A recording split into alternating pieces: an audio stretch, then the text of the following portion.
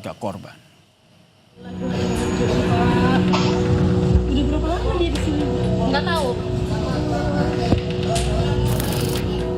Sabtu sore 7 Februari lalu, seorang pria ditemukan tewas dengan kepala terbungkus plastik. Pria yang belakangan diketahui bernama Hindra Jaya, usia 61 tahun ini, merupakan warga Tangerang, Banten, yang baru 2 hari menghuni kamar indekos yang terletak di Labuhan Ratu Raya, Bandar Lampung, Lampung. Polresta Bandar Lampung hingga kini masih mendalami penyebab pasti kematian pria parubaya tersebut. Menurut polisi, berdasarkan rekaman CCTV, sebelum ditemukan tewas, korban hanya berkomunikasi dengan pemilik indekos dan seorang pengantar. Korban juga hanya terlihat seorang diri menginap di kamar indekos tersebut. Yang pasti berdasarkan hasil CCTV, korban hanya berkomunikasi dengan ibu kos dan juga seseorang yang mengantar korban. Dan kami juga berdasarkan hasil CCTV itu ya dari runtut ya dari waktunya itu hanya sendiri mengamankan dari handphone, kemudian dari ada dompet yang berisi uang. Ya nanti kita coba dalami lagi, kemudian dari barang-barang yang ada, dan kami juga koordinasi dengan tim Mapfor untuk melakukan upaya penyelidikan lebih dalam lagi. Temuan jenazah pria dengan kepala terbungkus plastik berawal ketika pemilik indekos menaruh kecurigaan. Korban yang menyewa kamar harian seharusnya sudah meninggalkan kamar indekos pada hari Jumat atau 1 hari sebelum korban ditemukan tewas.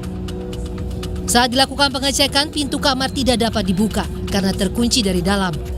Seorang tetangga indekos kemudian memeriksa keadaan kamar melalui atap bangunan dan menemukan seorang pria terbaring dengan kondisi kepala terbungkus plastik.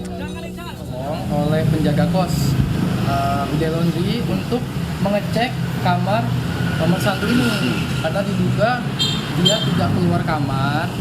Seharusnya dia keluar kamar itu untuk check out di hari Jumat ya, harusnya keluar tapi tidak keluar, makanya menaruh kecurigaan.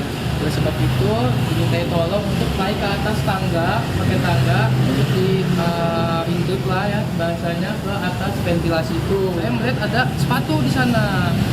Nah, kenapa nggak bisa dibuka kuncinya pakai kunci serep? Nah itu dia, antara kuncinya di dalam atau enggak dibawa oleh yang ngekos si korban ini, kan feelingnya gitu.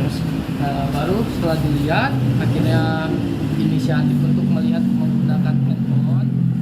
Nah, saya videoin, ternyata benar ada korban itu.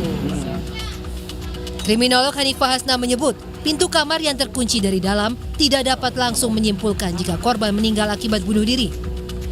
Menurut Hanifah, pendalaman lebih lanjut perlu dilakukan polisi, termasuk apakah ada akses lain yang bisa dijangkau untuk masuk ke dalam ruang kamar. Fenomena lock room ini biasanya menggiring publik untuk mengatakan atau menyimpulkan bahwa ini pembunuhan ini bunuh diri atau menghilangkan nyawa yang dilakukan oleh pihak itu sendiri, korban itu sendiri. Tapi tetap harus kita lihat apakah ada akses untuk masuk ke ruang itu yang belum diketahui. Atau ada manipulasi kunci yang bisa membuka ruangan itu yang sampai saat ini belum diketahui. Lalu apakah ada jejak-jejak kriminal gitu ya, misalnya ada jejak rambut atau tetesan keringat atau sidik jari, bahkan kembali lagi tetap harus dilihat apakah ada jejak-jejak digital.